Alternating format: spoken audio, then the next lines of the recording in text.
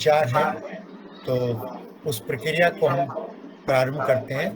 दिल्ली विश्वविद्यालय में professor doctor Harish Arora. Doctor Harish Arora की 25 से अधिक पुस्तक हैं और इनकी धूप से खुली किताब और एक समर्पित एकांत काव्य संग्रह जो है वो बहुत चर्चित हुआ है। ये वर्धा में थे और अब वापस जो है दिल्ली विश्वविद्यालय में आ गए हैं, प्रोफेसर के रूप में वे यहाँ पर कार्यरत हैं। तो मैं डॉक्टर हरीश अरोड़ा से विनती करूंगा कि वे तरक्की दीवारों से झांकती जिंदगी पर अपने विचार रखें। धन्यवाद अवस्थी जी।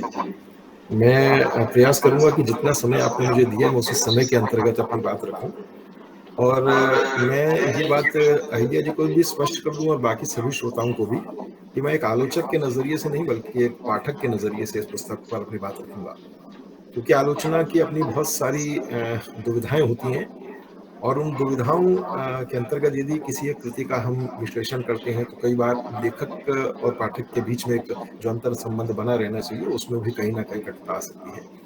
लेकिन मैं बेबाकी से, जिस बेबाकी से अहिल्या जी ने अपनी इस आत्मकथात्मक उपन्यास में अपनी बातें रखी हैं, मुझे लगता है कि मैं उसी बेबाकी से अपनी बात रखने के लिए पूरी तरह से स्वतंत्र हूँ। मैं अहिल्या जी को किस नाम से संबोधित करूं मैं नहीं जानता। ज्योति जी उन्हें अक्सर चाची कहते हैं, कुछ लोग उन्हें माँ के रूप में देखकर चलते हैं। तो मैं समझता हूं कि उनके व्यक्तित्व में बहुत सारे रूप हैं, और वही रूप हर व्यक्ति को कहीं ना कहीं एक संबंध के नजरिए से उनके साथ जोड़कर भी चलते हैं। सबसे पहला सवाल तो ये कि हम इस रचना को कहें किस विधा के रूप में। लेखिका ने तो स्वयं कह दिया कि आत्मकथात्मक उपन्यास है, क्योंकि वे जानती हैं कि आत्मकथा अपने आप में सबसे बड़ी चुनौतीपूर्ण विधा है, क्योंकि उसमें सच कहने का साहस हर व्यक्ति के पास नहीं होता। लेकिन जो व्यक्ति सच कहने का साहस रखता है वही आत्मकथा लिख सकता है। और उसमें भी आत्मकथा लिखते समय कि हमें किन बातों का ध्यान रखना है, किन प्रसंगों को वर्णित करना है, इन सारी बातों को अगर ध्यान में रख के चलें तो अहिल्या जी ने इसमें छूट लेते हुए इसे उपन्यास के साथ का संबद्धता भी बना दी है। मैं स्पष्ट कर दूं कि मैं कोई सैद्धांतिक दायरे में किसी एक कृति का विश्लेषण नहीं करता। अगर मैं सैद्धांतिक दायरे में इस कृति का विश्लेषण करना आरंभ करूं तो ना तो ये आत्मकथा है ना ही ये उपन्यास है, मतलब एक आलोचक नजरिए से अगर बात करूं तो, क्योंकि आत्मकथा की अपनी कुछ अलग डिमांड्स होती हैं और उसी तरह से उपन्यास का अपना एक काल्पनिक परिदृश्य होता है जिसमें वो बहुत सारी छूट भी लेकर चलती हैं। उसमें एक सूत्र बना होता है कि जो सूत्र आपस में बंधे रहते हैं। मैंने इस पूरी रचना को जब पढ़ा, दुर्भाग्य से जब मैं वर्धा में था तो ये पुस्तक अहिल्या जी ने वहां भेजी और 7-8 दिन तक वो पुस्तक मेरे पास नहीं पहुंची, और जिस दिन मैं दिल्ली पहुंचा, अभी दिल्ली मैंने प्रस्थान किया, दिल्ली में पहुंचा भी नहीं था, एयरपोर्ट से उतरा ही था, तभी मुझे फोन आया कि वो पुस्तक वहां पहुंच गई है। मैंने अहिल्या जी से आग्रह किया कि इसकी पीडीएफ फाइल मुझे भेज दें ताकि मैं उस उपन्यास को या आत्मकथात्मक उपन्यास को पढ़ सकूं। तो मैंने शुरू से लेकर आखिर तक हर शब्द जो उन्होंने रचा है उसे मैंने पढ़ा है, और पढ़ने के बाद मैंने महसूस किया कि इसमें आत्मकथा का स्वरूप तो है लेकिन वो संस्मरणात्मक दृष्टि से लिखा गया है। यानी लेखिका ने अपने जीवन में जिन बातों को याद रखा, और हैरानी की बात है कि इतने वर्षों के बाद भी वे सारे प्रसंग जो बचपन में किसी एक व्यक्ति को याद रह सकते हैं या उन्होंने किसी अन्य माध्यम से उन्हें सुना है या जाना है, अपनी माँ के माध्यम से, अपने चाचा के माध्यम से, उन सारे वर्णनों को इस तरह से लिख देना कि एक हैरानी होती है कि इतनी लंबी जीवन धारा में भी उन्होंने उन सारे प्रसंगों को कैसे याद रखा। क्योंकि आत्मकथा लिखना अपने आप में, व्यक्ति जब आत्मकथा लिखता है वो बचपन से बहुत कम लिखता है, क्योंकि उसे मालूम नहीं होता कि बचपन के जीवन में उनके कौन सी घटनाएं घटी या कौन से प्रसंग रहे। यदि मैं अपनी बात करूं तो मुझे शायद अपने जीवन की बचपन की कुछ ही घटनाएं याद होंगी, जो घटनाएं मुझे इस कारण से भी याद रही कि स्मृतियों में वो बनी रह सके। बाकी मैं बहुत सारी घटनाओं से आज भी अपरिचित हूँ। कभी चाची, कभी बुआ, जो लोग मुझे बताती हैं मैं अपने जीवन को वैसा ही समझता हूँ। उन्होंने भी, अपनी चाची हो, अपनी फुआ हो, उन सबके साथ जीवन के जिन प्रसंगों को जिया है, उन प्रसंगों को उन्होंने इस रचना के भीतर उतारा है। और वो उतारते समय इस बात का विशेष ध्यान रखा है कि वो संस्मरणात्मक शैली में ना हो, आत्मकथात्मक शैली में हो, लेकिन कहीं ना कहीं उस पर संस्मरण का प्रभाव दिखाई देता है। इसीलिए मैं उसको संस्मरणात्मक आत्मकथा कहूं तो शायद एक सैद्धांतिक रूप से एक नया शिल्प हमारे सामने उभर कर आता है। क्योंकि मैं समझता हूं कि हर दौर में रचना धर्मिता में परिवर्तन आता है। हजार सैकड़ों आत्मकथाएं हमने भी पढ़ी हैं, लेकिन उन आत्मकथाओं को पढ़ते समय हमने ये भी महसूस किया है कि रचनाकार अपने जीवन के कुछ प्रसंगों को छोड़ देता है। ये बहुत साहस का काम होता है कि उन प्रसंगों को उद्घाटित करना, जिनके माध्यम से उनके चरित्र के या जिनके माध्यम से उनके जीवन में वो जो चीजें ऐसी घटी हैं जिनको वो वर्णित ही नहीं करना चाहती, लेकिन वो भी वर्णित करती हैं। और आप देखेंगे इस आत्मकथात्मक उपन्यास में, या मेरे भाषा में कहूँ, संस्मरणात्मक आत्मकथा के अंतर्गत दो अहिल्या आपको दिखाई देकर चलती हैं। पहली अहिल्या वो है जो अपने बचपन में बिल्कुल जिनका एक अपना दृढ़ व्यक्तित्व है। यदि आप उनकी भूमिका पढ़ेंगे, उस भूमिका में भी उन्होंने वो सारी बातें वर्णित की हैं कि जिनका अपना एक दृढ़ व्यक्तित्व है, किसी से डरती नहीं है, आत्मबल इतना मजबूत है कि वो उस आत्मबल के आधार पर किसी को पीट भी देती हैं, और कभी जब खुद नहीं पीट सकती तो अपने चाचा के पास जाकर कहती हैं, चाचा उन्हें पीट देते हैं। ये सब प्रसंग कहीं ना कहीं उनके जीवन के व्यक्तित्व को दिखाने वाले प्रसंग रहे हैं।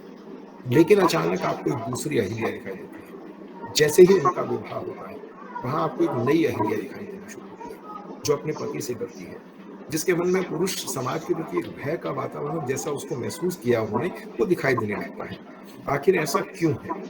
यदि आप किसी एक व्यक्ति के जीवन को देखना शुरू करें, और एक व्यक्ति के जीवन में आने वाले प्रसंग जो आते हैं, घटित धीरे धीरे घटित होते हुए महसूस होते हैं, उन प्रसंगों के आधार पर देखें तो आपको वो अहिल्या कहीं ना कहीं वास्तव में एक स्त्री रूप में दिखाई देनी शुरू हो जाती है। वो पहली अहिल्या नहीं है, ध्यान रखिएगा। यदि वो पहली अहिल्या होती तो शायद आप इस आत्मकथा के अंतर्गत उसी प्रसंगों को देखते, या उन्हीं प्रसंगों को देखकर चलते जिनमें उनके दृढ़ व्यक्तित्व की पहचान निकलती हुई दिखाई देती है। शायद इसी कारण से वो उसे उपन्यास कहना चाहते हैं, क्योंकि कुछ प्रसंग आत्मकथात्मक दृष्टि से निकलकर एक ऐसी नई दिशा में जाना शुरू हो जाते हैं जिसमें उपन्यासिकता का प्रभाव होता है। लेकिन आप सभी जानते हैं, आत्मकथा अपने जीवन से जुड़ी हुई होती है। यदि देखें तो ये 22 अध्यायों में जो पुस्तक है, इसमें वैसे 24 लिखे हुए हैं, लेकिन यदि आप उसमें बीच में गिनेंगे तो कुछ जगह संख्या में परिवर्तन हो गया है। जैसे 12 की संख्या 2 बार आई है, उसके बाद 13 और 14 संख्या आई ही नहीं, और अंत में 23 की संख्या भी नहीं आई। ये तो 24 लिखे हुए, लेकिन है 22। उन 22 अध्यायों में पहले 2 अध्याय आत्मकथा के स्वरूप में है ही नहीं। वो एक भूमिका बांधते हैं एक रचनाकार के जीवन के उस व्यक्तित्व को दिखाने से पहले, यानी कि वो किस परिवेश में जीती हैं, किस परिवेश से निकलकर अपने आप को उसमें बनाती हुई महसूस करती हैं। यानी जिनके परिवार का एक व्यक्तित्व, दृढ़ व्यक्तित्व, जिनके परिवार का एक ऐसा स्वरूप जो दिखाई देकर चलता है, जो उच्च कुलीन परिवार से संबद्ध है, वहां से उनके व्यक्तित्व का निर्माण होना शुरू होता है। हम जिस परिवेश में रहते हैं, स्वाभाविक है उस परिवेश का प्रभाव हर व्यक्ति के जीवन पर पड़ता ही है। और जब हम उस परिवेश से बाहर निकलकर किसी अन्य परिवेश में जाते हैं, तो आप महसूस करते हैं कि जिस परिवेश से आप जुड़े थे, उससे निकलकर जाने के बाद कहीं ना कहीं आप उससे टूटने की कोशिश कर रहे हैं, या टूटते हुए महसूस कर रहे हैं। यही कारण है कि आपको यहाँ 2 अहिल्या मिलती हैं, लेकिन दूसरी अहिल्या अपने व्यक्तित्व को फिर से पहली अहिल्या के साथ जोड़ने की कोशिश करती है। वो जीवन में बहुत सारे संघर्ष आते हैं, जब जिन संघर्षों के अंतर्गत वो एक मकान खरीदना चाहती हैं, उनके पास पैसा नहीं है, लेकिन वो दृढ़ व्यक्तित्व कहीं ना कहीं अपने जीवन को बनाए रखने के लिए, उस मकान तक पहुंचने के लिए जो संघर्ष करती है, उस संघर्ष में साथ देते हैं उनका वही पति जिनसे आरंभ में वो डरती हुई महसूस करती है। तो मैं वही कह रहा हूँ कि इस आत्मकथात्मक उपन्यास में आपको जीवन के जो भी प्रसंग मिलते हैं, वो आत्मकथा के साथ साथ कहीं ना कहीं रचनाकार के उस व्यक्तित्व की कहानी कहते हुए दिखाई देते हैं, जो वास्तव में समाज में एक स्त्री के चरित्र को लक्षित करते हैं। और वो भी ऐसे समय में जिस समय स्त्री समाज के प्रति स्त्री विमर्श जैसे नारे तो तब थे भी नहीं, लेकिन उस समय यदि स्त्री विमर्श जैसे नारे होते तो मैं समझता हूँ कि सबसे आदर्श व्यक्तित्व के रूप में अहिल्या जी आपको यहाँ पर दिखाई देकर चल सकती है। और मैं मानता हूँ कि कोई भी विमर्श किसी समय में लिखा जाने वाला विमर्श क्यों ना हो, लेकिन हमारी रचनाओं में वो विमर्श पहले से मौजूद रही है। इसीलिए इस संस्मरणात्मक आत्मकथा में, या लेखिका के खुद के शब्दों में आत्मकथात्मक उपन्यास में, औपन्यासिक परिवेश आपको बहुत तेजी से विस्तार से मिलता है। कई प्रसंग ऐसे आते हैं जिन्हें आज जब आप पढ़ रहे होंगे, आप सचमुच में ऐसा महसूस करेंगे कि हम उपन्यास ही पढ़ रहे हैं और उस उपन्यास में बहते हुए चले जा रहे हैं। एक चीज की कमी मुझे जरूर दिखाई दी इसमें आपको संवाद बहुत कम मिलते हैं।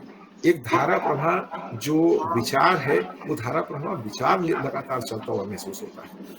लेकिन इसमें एक खासियत मुझे और ज़्यादा दिखाई दी कि लेखिका ने इसमें जिस भाषा का प्रयोग किया है, जिस भाषा के अंतर्गत अपनी भावाभिव्यक्ति को लोगों के सामने लाने की चेष्टा की है, वो कहीं न कहीं ग्रामीण जीवन के वो भाषा है, जो उनके अपने मन से निकली हुई भाषा है, यानी अपने परिवेश की भाषा है। भले ही वो हैदराबाद में रहते हों, भले ही वो अरुणाचल प्रदेश में रहते हों, लेकिन भाषा का प्रभाव उनका वही ठेठ है, जो ग्रामीण जीवन से उन्होंने आरंभ से ही महसूस किया है।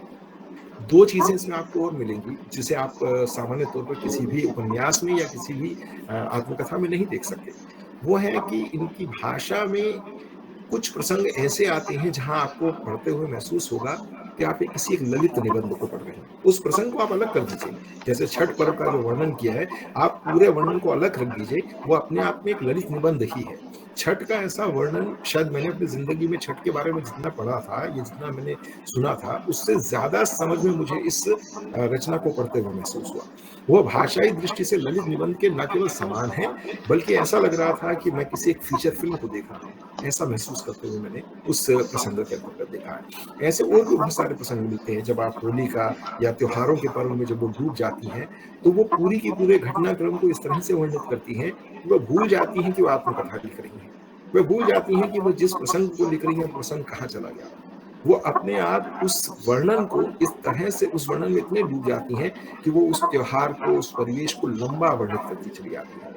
विस्तार है, आवश्यक है कि कई बार होता है कि रचनाकार जब भाव में डूबा हुआ किसी रचना को लिख रहा होता है, तो उन प्रसंगों में जब वो डूब जाता है, तो वो विस्तार भय की दृष्टि से आगे बढ़ते चले जाते हैं।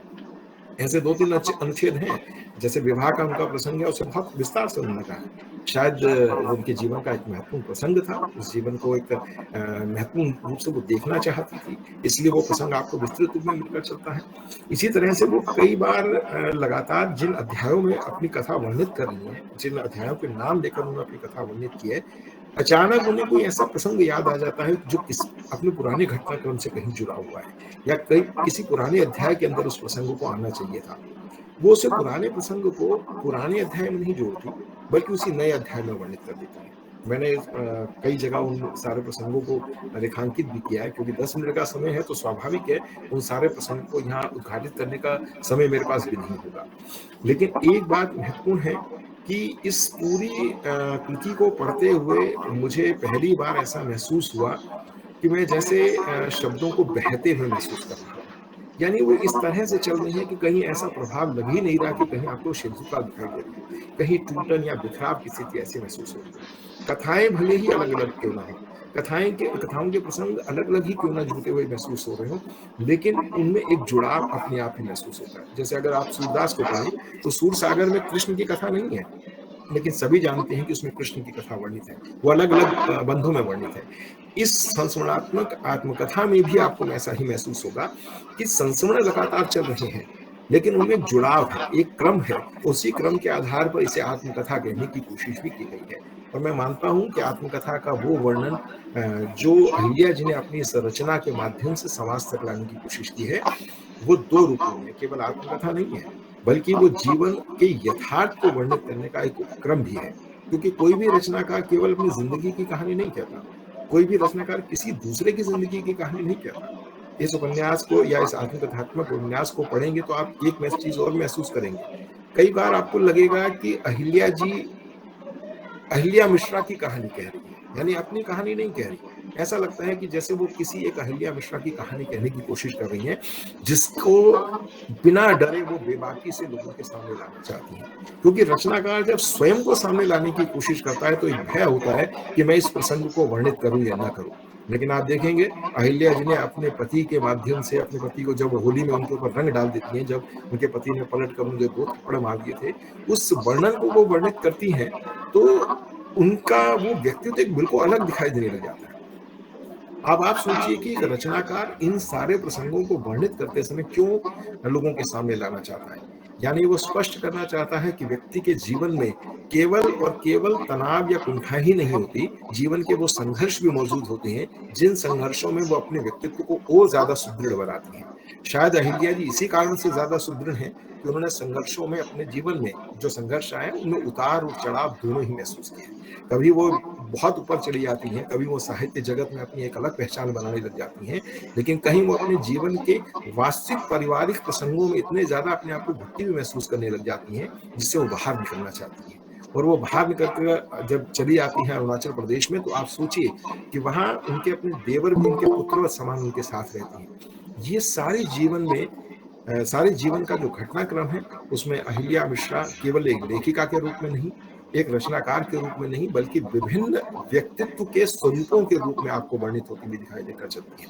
मैं समझता हूं कि क्योंकि इन्होंने जो शीर्षक दिया है उसी शीर्षक से आपको समझ जाना चाहिए कि वास्तव में वो क्या कहना चाहती हैं। उनकी जिंदगी में बहुत सारी ऐसी दीवारें रही होंगी जिनमें वो दरकता हुआ महसूस करती हैं, और वो जिंदगी फिर वहां से बाहर झांकती हुई दिखाई देती है। लेकिन दीवारों के पीछे एक संवेदनात्मक स्वरूप जो उनका है, मैं समझता हूँ जिंदगी का वास्तविक सच तो वो निकल कर आया है।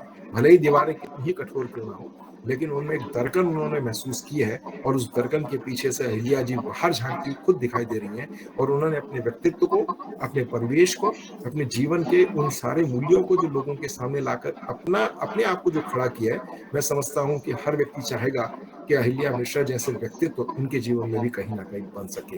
वो संघर्ष भी हो, और संघर्ष के बावजूद भी अपने आप को पराजित न होने देने वाली अनुभूतियां जो उन्होंने अपनी रचना धर्मिता के माध्यम से लोगों के सामने लाकर खड़ा की। वास्तव में एक रचनाकार, एक आत्मकथात्मक रचनाकार ऐसा तभी कर सकता है जब उसके भीतर एक साहस हो।